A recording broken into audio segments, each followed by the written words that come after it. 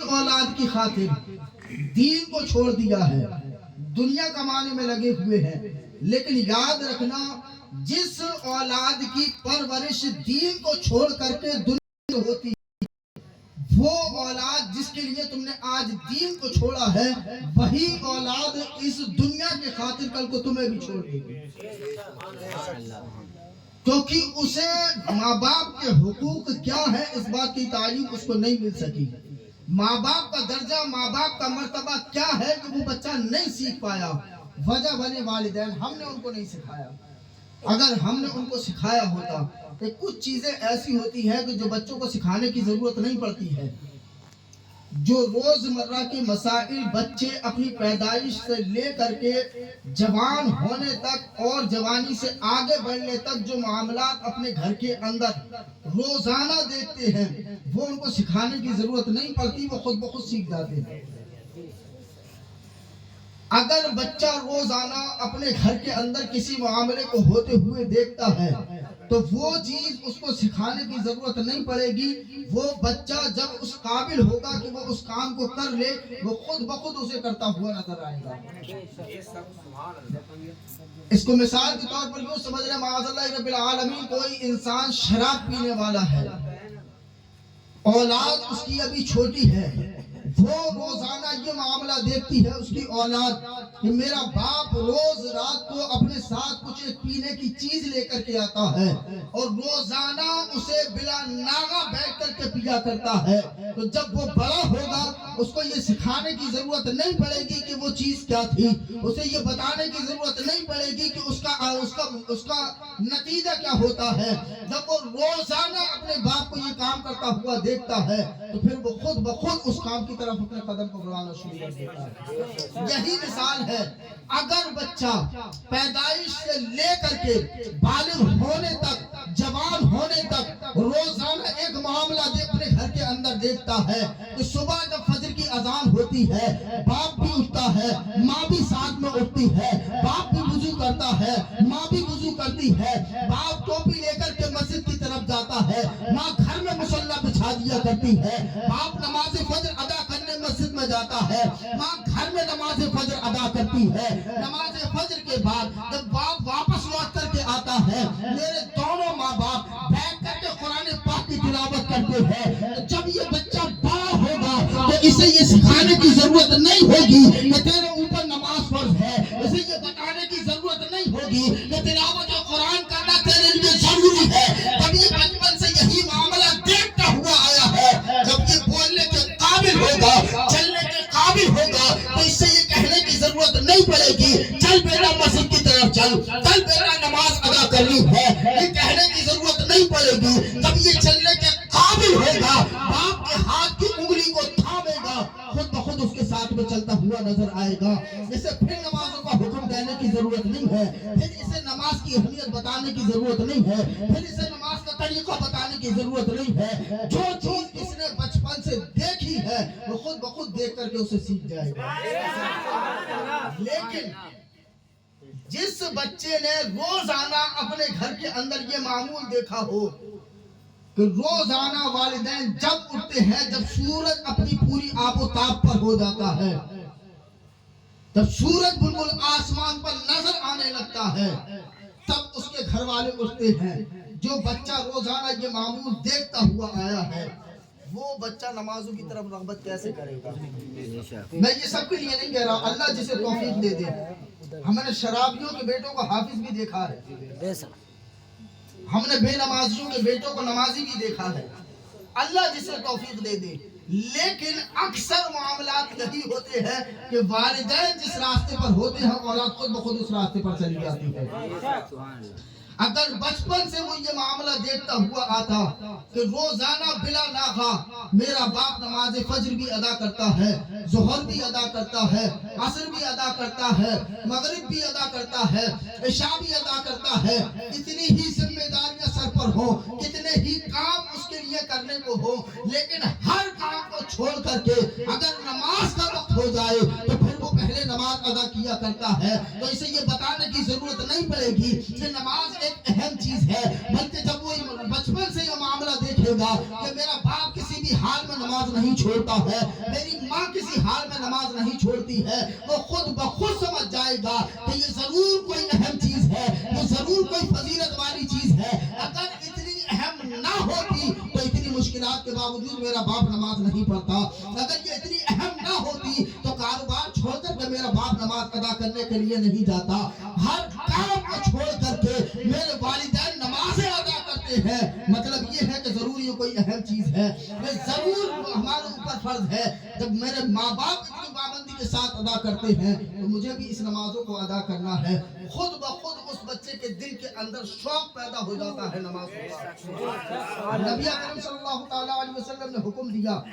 مروا صبیانکم بالصلاۃ اذا بلغوا سبعا واضربوہم اذا بلغوا عشرا، اپنے بچوں کو نمازوں کا حکم دو جب وہ 7 سال کے ہو جائیں، اور جب 10 سال کے ہو جائیں نماز نہ پڑھے تو انہیں نماز مار کر کے پڑھواؤ۔ یہ نبی اکرم صلی اللہ تعالیٰ علیہ وسلم کا فرمان ہے۔ اب مجھے بتائیے کہ جو بندہ خود نمازیں نہ پڑھتا ہو وہ اپنی اولادوں کو نمازوں کا حکم کیسے دے سکتا ہے؟ جو خود نماز کی اہمیت کو نہ جانتا ہو وہ بچوں کو اپنی نماز کی اہمیت کیا سمجھا سکتا ہے؟ جس نے کبھی خود نمازیں نہ پڑھی ہوں وہ اپنے بچوں کو نماز پڑھنے کا حکم کیسے دے سکتا ہے؟ جو میں عرض کر رہا تھا، جو میرا سمجھانے کا مقصد تھا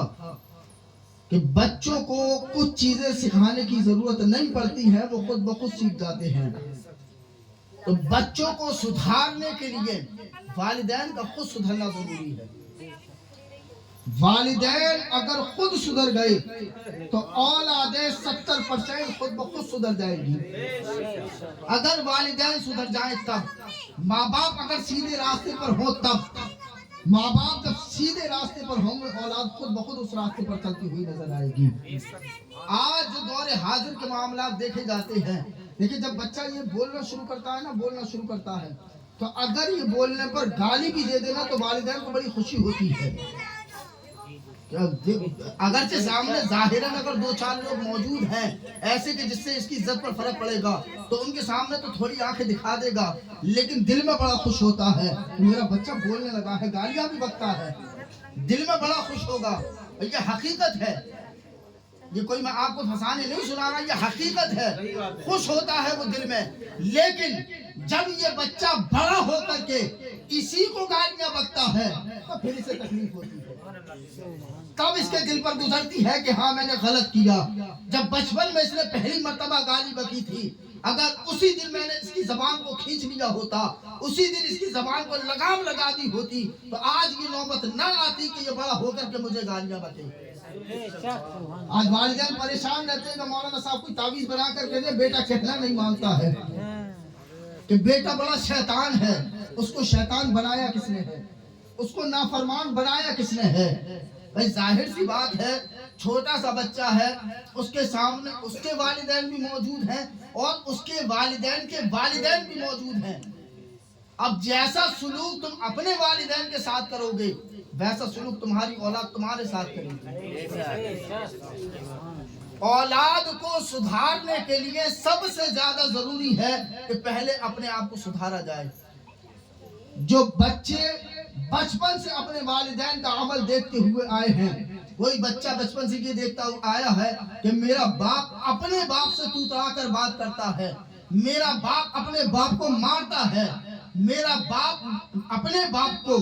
گالیاں دیتا ہے، میرا باپ اپنے باپ سے الٹا سیدھا بولتا ہے، تو وہ بچہ زندگی میں کبھی اس بات کو نہیں سمجھ سکتا ہے کہ ماں باپ سے تو تڑا کر کے بولنا کتنا بڑا گناہ ہے۔ وہ کبھی اس بات کو نہیں سمجھ سکتا کہ ماں باپ کو گالی دینا کتنا بڑا گناہ ہے۔ وہ کبھی نہیں سمجھ پائے گا کہ والدین سے تو تڑا کر کے بولنا، الٹا سیدھا بولنا، ان کو مارنا یہ کتنا بڑا گناہ ہے۔ کیونکہ اگر اسے یہ سمجھانا ہے کہ ماں باپ کو مارنا، ماں باپ کو تکلیف دینا گناہ ہے تو خود ماں باپ کو تکلیف دینے سے بچنا ہوگا۔ جب بچپن سے بچہ یہ دیکھے گا کہ میرے ماں باپ اپنے ماں باپ کی کتنی تعظیم کرتے ہیں، میرے ماں باپ اپنے ماں باپ کی کتنی خدمت کرتے ہیں، تو پھر اسے خدمتوں کے لیے اسے سمجھانے کی ضرورت نہیں پڑے گی، اسے ادب سکھانے کی ضرورت نہیں پڑے گی، وہ خود بخود سیکھتا ہوا نظر آئے گا، اسے کبھی یہ بتانے کی ضرورت ہی نہیں پڑے گی۔ والدین عمل کریں گے، نعرہ تکبیر، نعرہ रिसालत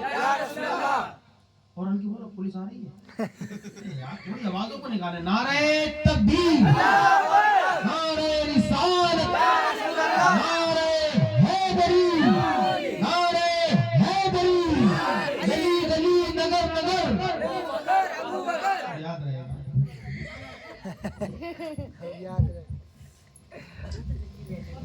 गली गली लेकिन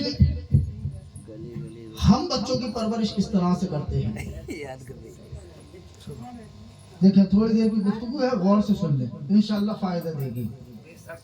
मैं कोई आप हजरात के सामने वाकई तो सुना नहीं रहा हूँ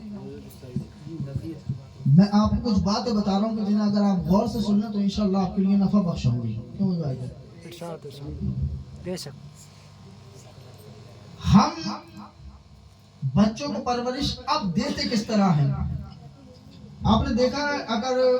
क्योंकि मेरी उम्र तो इतनी नहीं है ना ही मैंने देखा है लेकिन सिर्फ सुना है अगर पहले की औरतें जाहिर सी बात है पहले तो औरतें ज्यादातर खेतों में काम किया करती थी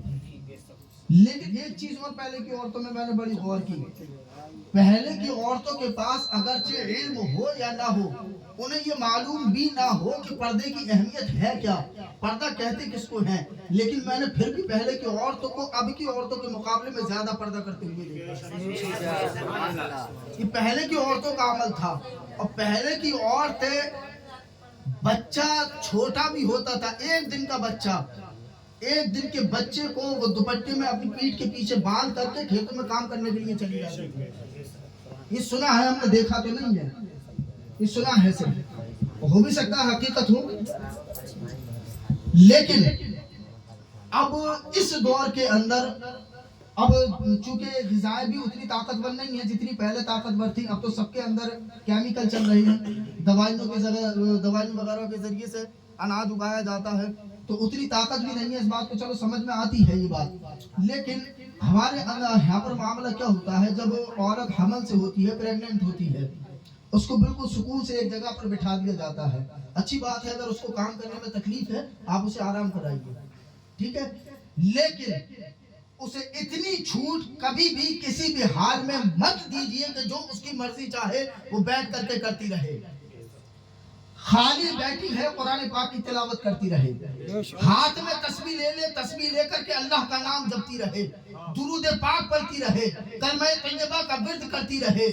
ये कभी भी मत होने देना कि औरत हालत हमल में हो और वो एयरफोन लगा करके गाने सुन रही हो औरत हालत हमल में हो सामने टेलीविजन रखा हुआ हो वहां पर वो फिल्म स्टारों के नंगे नाच देख रही हो क्रिकेट स्टारों को देख रही हो ये कभी हालत हमल में औरतों के साथ मत होने देना क्योंकि जब बच्चा शिकम के अंदर होता है माँ जो मामला करती है सबका असर बच्चे पर पड़ता है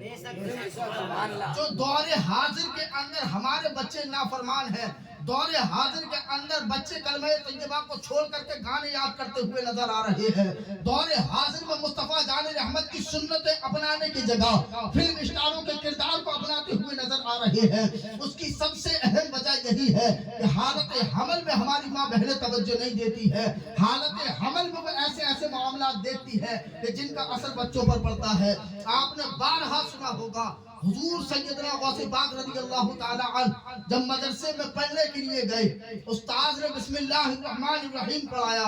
उस वक्त जब आपने बिस्मिल्लाहिर्रहमानिर्रहीम से पढ़ना शुरू किया था आप 18 पारे पढ़ करके खामोश हुए थे अभी बोलना शुरू किया है मदरसे के अंदर पहला दिन है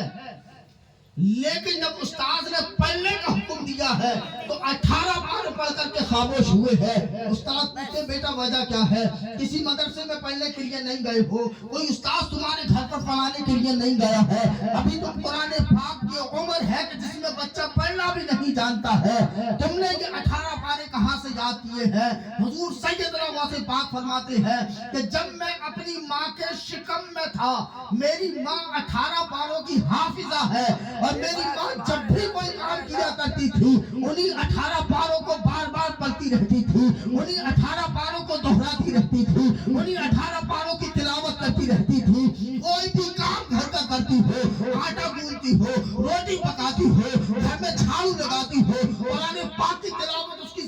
जारी रहती है। वो 18 पारे अपनी माँ की शिकम में मैंने इतनी मर्तबा सुने हैं, इतनी मर्तबा सुने हैं कि सुन करके वो 18 पारे मैंने अपनी माँ के पेट में याद कर लिए हैं। माँ कुरान पाक की तिलावत करे हालत हमल में, तो बेटा 18 पारों का हाफिज पैदा हुआ करता है। और अगर यही माँ फिल्मी स्टारों को देखती हो, नंगे नाच देखती हो, गाने सुनती हो, तो उसका बच्चा 18 पारों का हाफिज तो दूर की बात है, वो अगर जिंदगी में रह करके हाफिजा कर ले तो बड़ी बात है। उसने अपनी पैदाइश से पहले ही ऐसे ऐसे मामला देख लिए हैं, ऐसे ऐसे मामला को महसूस किया है कि दीन मुस्तफा की तरफ उसकी रग़बत कराना बड़ा मुश्किल हो जाता है। लेकिन हम इन छोटी छोटी बातों पर तवज्जो नहीं देते हैं। चलो हालत हमल में औरत ने गाने सुने, फिल्में देखी, तरह तरह की बातें उसने की, ये तो बच्चे पर जुल्म हुआ। जुल्म बालाए जुल्म जब वो दुनिया में आ जाता है, अब बच्चा रोना शुरू करता है। ये जो दौरे हाजिर के मामला है आप अपनी आंखों से खूब देखते होंगे, मैं वो बताने लगा हूँ। बच्चा जब दुनिया में आता है वो रोना शुरू करता है, तो उसके लिए जो मैंने आपसे शुरू में बात अर्ज की थी कि पहले की औरतें एक दिन के बच्चों को भी अपने साथ में काम पे लेकर के चली जाती थी, लेकिन अब की औरतों को बच्चे छोटे हों तो उन्हें काम बोझ लगता है, वो काम की तरफ इतनी रग़बत नहीं करती हैं, उन्हें कुछ दिन के लिए आराम चाहिए। बेशक आराम लीजिए, कोई दिक्कत नहीं, कोई परेशानी नहीं है, लेकिन जब ये औरत काम करना शुरू करती है, इधर बच्चा रोना शुरू करे, तो फिर इनके काम के अंदर फर्क पड़ता है, डिस्टर्ब ये हो जाती है। उससे बचने का इन्होंने तरीका क्या निकाला, जो स्मार्टफोन अब चले हैं, इसके अंदर कोई गाना लगाया, गाना लगा करके उसके कान के नीचे रख दिया। अब ये उसकी आवाजों की उसकी धुन, मोबाइल की धुन उसके कानों से जाकर के टकराई। अब उसे ऐसा महसूस हुआ कि हाँ मेरे करीब कोई मौजूद है, उसे आवाज आई, उसने महसूस किया मेरे करीब कोई मौजूद है, और वो बच्चा सुकून से सो गया।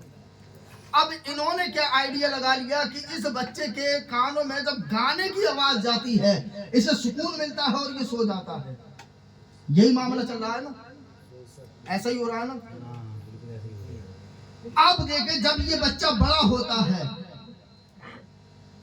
इस बच्चे ने जब बोलना शुरू किया, ये ऐसे बच्चे जो माँ के पेट में भी गानों को सुनते हुए आए हैं, दुनिया में आने के बाद भी इन्होंने गाने सुने हैं, जब ये बच्चे बोलना शुरू करते हैं, ये बड़े भी हो जाए, आप किसी बच्चे से कलमा सुन करके देख लेना, उसे कलमा याद नहीं होगा। आप कोई भी गाने के 2 बोल उसके सामने बोल देना, पूरा गाना आपको सुना देगा। किसी फिल्म स्टार का नाम ले देना, उसकी पूरी हिस्ट्री आपकी आंखों के सामने ला करके रख देगा। किसी क्रिकेट स्टार का नाम ले देना, उसका पूरा बायोग्राफी ला करके आपके सामने रख देगा। लेकिन अगर कलमे तैयबा उससे सुना जाए तो कलमे तैयबा उसे याद नहीं होगा। वजह क्या है? वजह यही है कि वो माँ के पेट से लेकर के दुनिया में आने तक और अपनी जबान को खोलने तक, अपनी जबान से पहला लफ्ज बोलने तक वो सिर्फ गाने सुनते हुए आया है, उसने सिर्फ गाने ही सुने हैं, वही उसकी नसरत में बस गया है, उसे हर गाना याद हो जाता है, कलमा तैयबा याद नहीं होता है।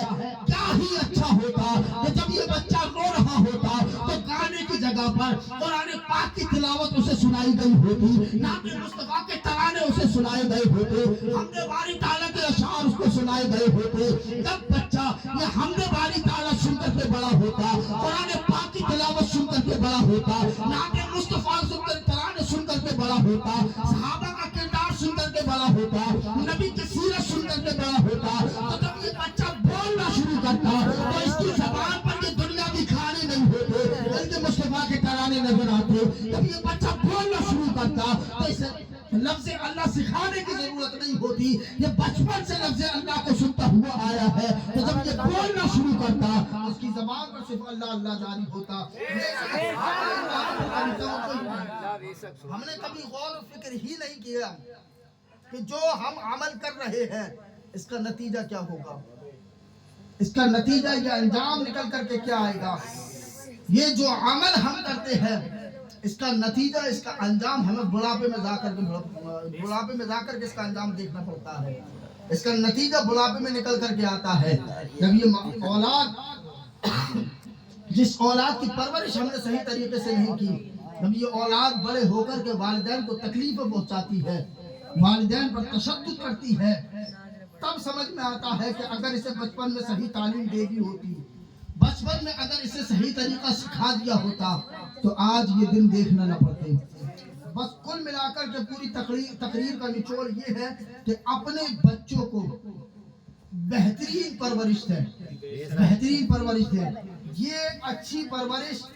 آپ کو دنیا میں بھی کام آئے گی اور آخرت میں بھی کام آئے گی. یہ ایک آخری بات اور یاد آ گئی، انشاءاللہ میں اس بات کے بعد میں اپنی بات کو ختم کرتا ہوں. ایک شخص بڑا گناہگار تھا. اللہ کے نبی صلی اللہ تعالیٰ علیہ وسلم ارشاد فرماتے ہیں کہ 3 چیزیں ایسی ہیں کہ جس کا ثواب مرنے کے بعد قبر تک ملتا رہتا ہے. ان 3 کے علاوہ کوئی عمل دنیا کے اندر ایسا موجود نہیں ہے کہ بندہ مرنے کے بعد اس کو کر لے اور اس کو ثواب مل جائے. لیکن اللہ کے نبی ارشاد فرماتے ہیں 3 چیزیں ایسی ہیں کہ جس کا ثواب قبر میں بھی ملتا رہتا ہے. علم نافع، صدقہ جاریہ، نیک صالح اولاد. نیک صالح اولاد ایک ایسا عمل دنیا میں ہے کہ بندہ رہ کر کے کر جائے، اپنے بچوں کو نیک بنا جائے. جتنے اچھے عمل دنیا میں رہ کر کے اولاد کرے گی، ثواب والدین کو قبر کے اندر ملتا رہے گا. یہ اللہ کے نبی کا ارشاد ہے. اگر بچوں کی پرورش اچھی کی ہے تو ثواب آپ کو قبر میں بھی ملنا ہے اور اجر اس کا آخرت میں بھی انشاءاللہ ملنا ہے. ایک شخص بڑا گناہگار تھا، اتنا گناہگار اس نے زندگی میں نیکیاں بہت تھوڑی کی لیکن گناہ بے شمار کیے. بڑے بے شمار گناہ اس نے کیے، کثرت سے گناہ کیے. اس کا جب مرنے کا وقت قریب آیا،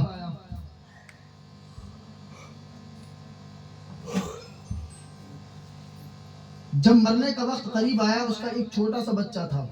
اس نے اپنی بیوی کو قریب بلا کر کے کہا، خاتون شریک حیات، میں تو اس دنیا سے جانے والا ہوں، دنیا میں رہ کر کے میں نے کوئی اچھا عمل نہیں کیا ہے، لیکن یہ جو میرا بیٹا ہے جب یہ بولنے کے قابل ہو، عقل اس کے اندر آنے لگے، تو کچھ اس کو دنیا میں رہ کر کے سکھانا یا مت سکھانا، لیکن اس کو دین مصطفیٰ ضرور سکھا دینا، شریعت مصطفیٰ کا دامن اس کے ہاتھوں میں ضرور دے دینا، علم دین اس کو ضرور سکھا دینا. قصہ مختصر یہ ہے کہ اس کے انتقال کا وقت قریب آیا، یہ انتقال دنیا سے کر گیا، قبر میں پہنچا. طرح طرح کے عذاب اس کے گناہوں کی وجہ سے اللہ رب العزت کے حکم سے اس کی قبر پر نازل ہو گئے. طرح طرح کے عذابوں کے اندر یہ مبتلا ہے، قبر پر بے شمار عذاب اس کے نازل ہو رہا ہے، وہیں پر یہ تکلیفوں میں گزر رہا ہے. ادھر یہ جو اپنی بیوی کے لیے وصیت کر کے گیا تھا کہ میرے بیٹے کو علم دین سکھا دینا، جب اس کا بچہ بولنے کے قابل ہوا، اس کی بیوی نے بچے کے ہاتھ کو پکڑا ہے، لے جا کر کے استاد کی بارگاہ میں رکھ دیا. کہتی ہے، استاد محترم میرے بچے کو علم دین سکھا دیں، میرے بچے کو شریعت مصطفیٰ سکھا دیں. استاد نے کہا، پڑھو بیٹا بسم اللہ الرحمن الرحیم. قربان جائیے رب کی رحمتوں کے، اور دیکھیے اولاد کس طرح سے قبر کے اندر اجر پہنچاتی ہے. اولاد کا پہنچایا ہوا اجر کس طرح والدین کو قبر کے اندر ملتا ہے. جیسے ہی بیٹے نے بسم اللہ الرحمن الرحیم پڑھا ہے، رب کا دریائے رحمت جوش میں آتا ہے. رب ارشاد فرماتا ہے، اے فرشتوں فلاں شخص کی قبر سے عذاب اٹھا دو. فرشتے عرض کرتے ہیں، مولا یہ تو بڑا گناہگار شخص ہے، دنیا میں رہ کر کے اس نے گناہ ہی گناہ کیے ہیں، اس کی قبر سے اچانک عذاب اٹھانے کی بات کیوں ہو رہی ہے؟ رب ارشاد فرماتا ہے کہ بے شک اس نے بڑے گناہ کیے ہیں، لیکن جب یہ دنیا سے آخرت کی طرف آیا تھا، اس نے وصیت کی تھی کہ میرے بیٹے کو علم دین سکھا دینا. آج اس کا بیٹا بولنے کے قابل ہوا ہے، مدرسے میں استاذ کے سامنے بیٹھا ہوا ہے، زمین کے اوپر بیٹھ کر کے اس نے بسم اللہ الرحمن الرحیم پڑھا ہے، اس نے مجھے رحمان کہا ہے، اس نے مجھے رحیم کہا ہے. اے فرشتوں، میری رحمت کو یہ گوارا نہیں ہے کہ اس کا بیٹا زمین کے اوپر رہ کر کے مجھے رحمان کہے، مجھے رحیم کہے، مجھے رحم کرنے والا کہے، اور اس کے باپ کو میں قبر کے اندر عذاب عذاب دوں، یہ میری رحمت کے لائق نہیں ہے، یہ میری رحمت کے شان کے مطابق نہیں ہے کہ جس کا بیٹا مجھے رحمان کہتا ہو، جس کا بیٹا مجھے رحیم کہتا ہو، اس کے باپ کو میں قبر کے اندر عذاب دوں، یہ میری شان کے مطابق نہیں ہے۔ یہ اولاد قبر میں سہولتوں کا ذریعہ بھی بن سکتی ہے، اور اس کا آئینہ ملاحظہ کریں، یہی اولاد قبر میں عذاب کا سبب بھی بن سکتی ہے۔ اگر اچھا عمل اولاد کو نہیں سکھایا ہے، اچھی تربیت اولاد کو نہیں دی ہے، اس کو نیک نہیں بنایا ہے، تو جتنے گناہ اولاد دنیا میں رہ کر کے کرے گی، گناہ والدین کو دنیا میں بھی ملتا رہے گا اور قبر کے اندر بھی ملتا رہے گا۔ جیسے ثواب کا سلسلہ ہے کہ ثواب بھی ملتا رہتا ہے، گناہ بھی ملتا رہے گا۔ بس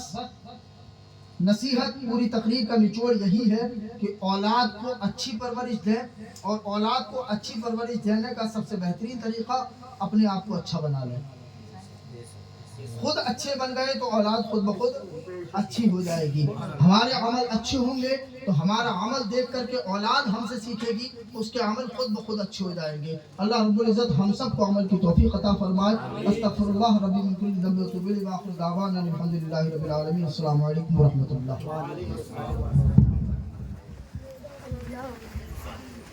یا نبی سلام علیکہ، یا رسول سلام علیکہ، یا حبیب سلام علیکہ، صلوات اللہ علیکہ،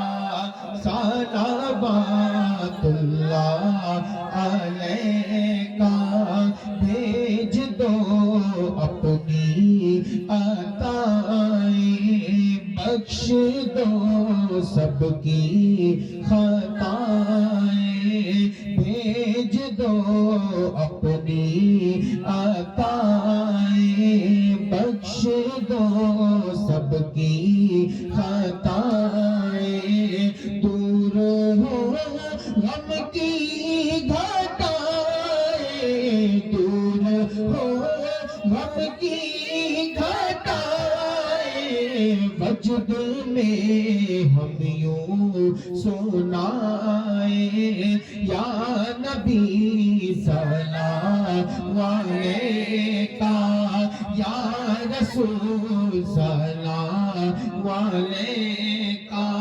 یا حبیب سلام علیکہ، صلوات اللہ علیکہ، واسطہ غوث الورا کا، واسطہ خواجہ پیا کا، واسطہ غوث الورا کا، واسطہ خواجہ پیا کا، واسطہ کل اولیاء کا، واسطہ کل اولیاء کا، غم نہ ہو روزے جزا کا، یا نبی سلام علیکہ، یا رسول سلام علیکہ، یا حبیب سلام